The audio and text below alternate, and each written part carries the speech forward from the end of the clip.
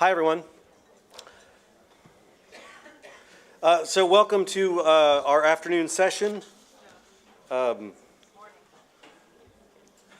Morning? Is it morning? It feels like afternoon. Is meaningful public awareness on the horizon? Can you divorce public awareness from public engagement? I'm Jeff Insko. I'm a board member of the Trust. I'm pleased to be on the panel with Sam Hall and Craig Pearson. I think I'm going to go first. I bet I'll be a little brief, so we might catch up on a little bit of our time. So I'm just going to dive in, I guess, if I can get this to work. Okay. So I'm actually going to try and stick fairly close to the two questions that are we generated to frame this panel. And so I'm just going to answer them forthrightly. So the first one is meaningful public awareness on the horizon, and the answer is no.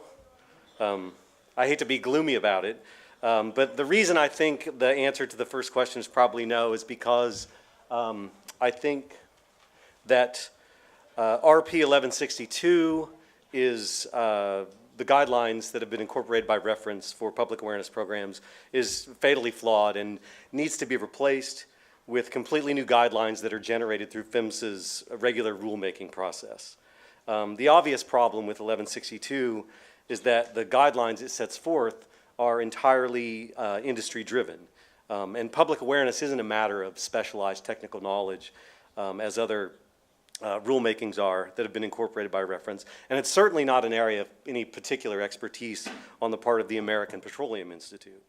And even more troubling from my point of view, as a member of the public, is that the guidelines established in 1162 were developed with virtually no input whatsoever from the very stakeholder groups that the programs are supposed to reach. And so, for example, none of the four target audiences identified by 1162 had any real substantive role in creating those recommended practices. And honestly, I don't see how anybody can think that's a very good idea.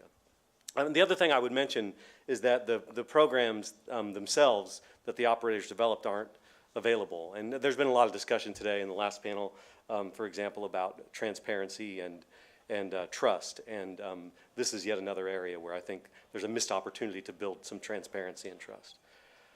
As to the second question, for the, whoops, not that. What happened to my?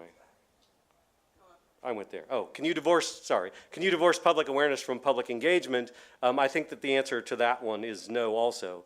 And this no actually follows from the first one. And that is that one of the consequences of excluding the public from public engagement, from the development of public awareness guidelines, is that the industry winds up creating a kind of phantom public to stand in for the actual one that wasn't a part of the development of the guidelines. And I think it's a little bit like Plato's allegory of the cave, where the cave dwellers who can only see in front of them mistake the objects that are projected on the wall for actual horses and people when in fact they're shadows of horses and people. And I guess that's kind of my thesis, that the public in public awareness is generally a kind of shadow public, not a real one.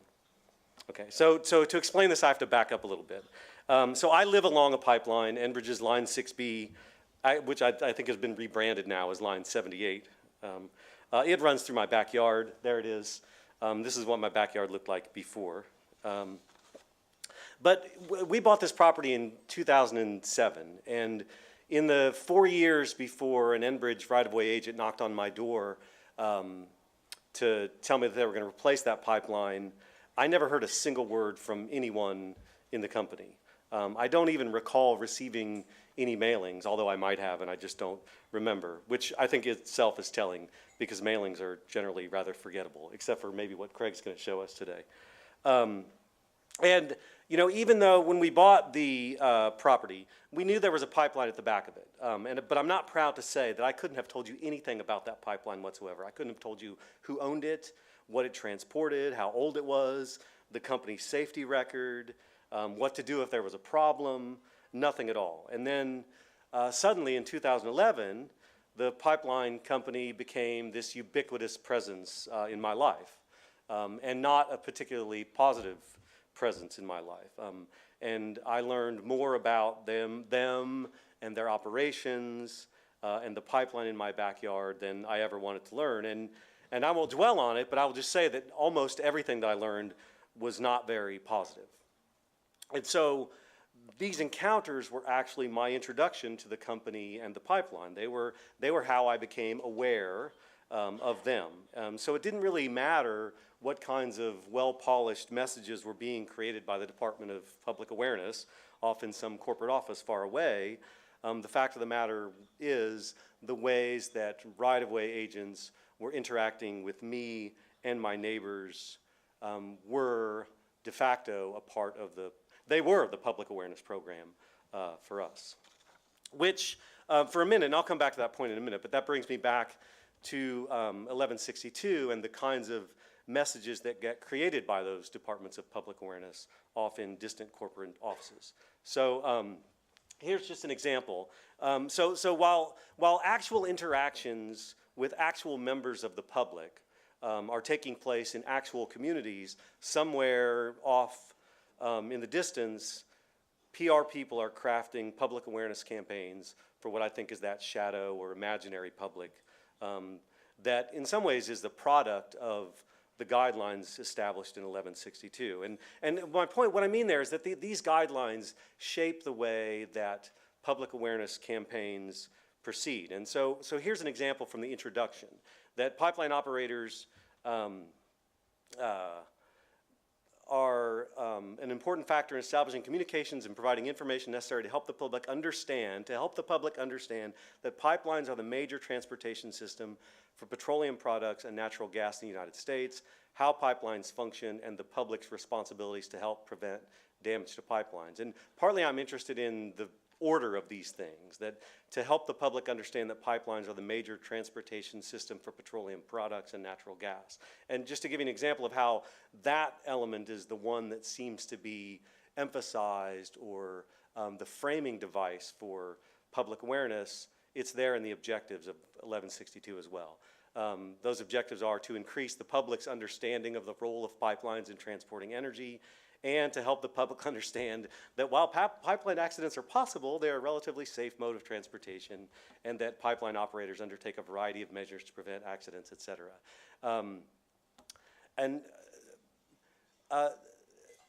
These kinds of statements are commercials rather than informative in terms of how the public can help enhance pipeline safety. And so, but it's there, it's everywhere. This sort of thing is everywhere. So here's from the Insko website, and my old eyes can't actually read my own slide, but you know, pipelines are required to provide pipeline awareness programs. And then the first bullet point is the purpose, need, and reliability of underground pipelines. And Inga's public awareness effort is this website they developed called America's Energy Link. And again, what this shows is, this is Inga describing to us how important and great and wonderful pipelines are for us. And that emphasis on what pipelines are for and how important energy is to us finds its way into the pipeline awareness programs of operators. So just to give you an example of this, this is from the website of the operator that is in my backyard. And again, pipelines are one of the safest, most efficient, and most reliable ways to transport energy resources. And by the way, I should add that, like, the website, Enbridge's website, it's full of great information. It's slick, it's well designed, it's super informative. But this is the first thing that one's confronted with. And here's another example. Here's one of their brochures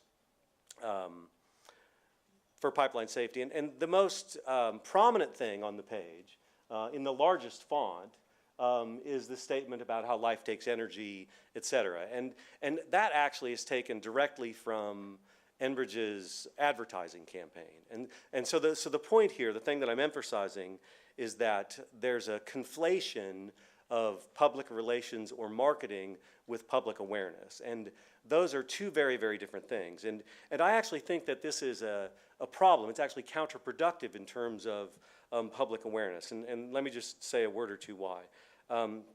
First, I think, from my perspective, it's frankly insulting and condescending that I'm not, in terms of that shadow public that I'm describing, I'm not sure who these people are that don't know that pipelines transport energy to our homes and that we rely upon energy in our everyday lives. Like, I'm not sure who that public is.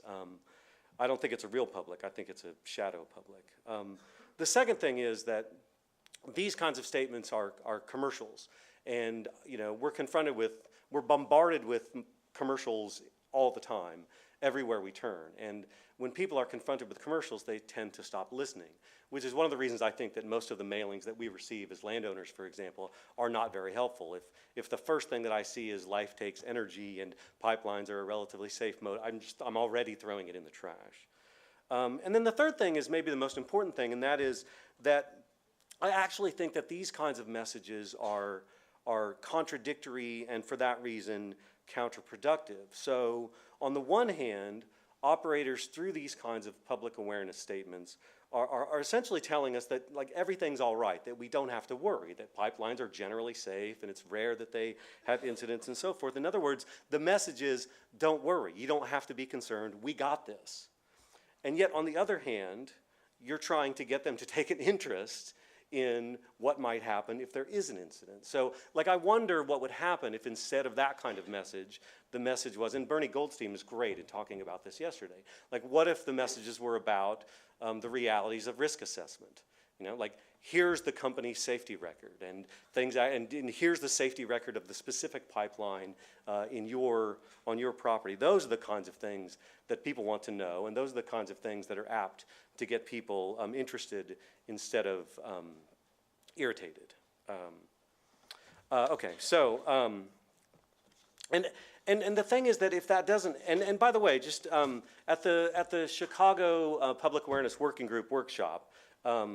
We have more kind of information that's difficult to obtain are the results, the kind of concrete results of the public awareness programs that operators develop. But Karen Gentili did provide a kind of general overview of some of the inspection reports. And I just wanted to point to one observation that she makes which kind of gets at some of what I'm describing, and that's the third bullet point, is that what they found is that there tends to be a kind of one-size-fits-all public awareness program, and that kind of program doesn't work. And again, I think that's what I mean when I say that the public imagined by public awareness programs tends to be this kind of phantom shadow public. It's a sort of hollow abstraction, rather than recognizing that the public is made up of actual human beings living in specific communities with specific kinds of interests and concerns and diverse perspectives. And I'm getting that. And so the thing is that as long as the public awareness programs are built on a model that is essentially marketing or public relations, actual public awareness is coming from elsewhere. And I mean, I think we all know what that actual public awareness is.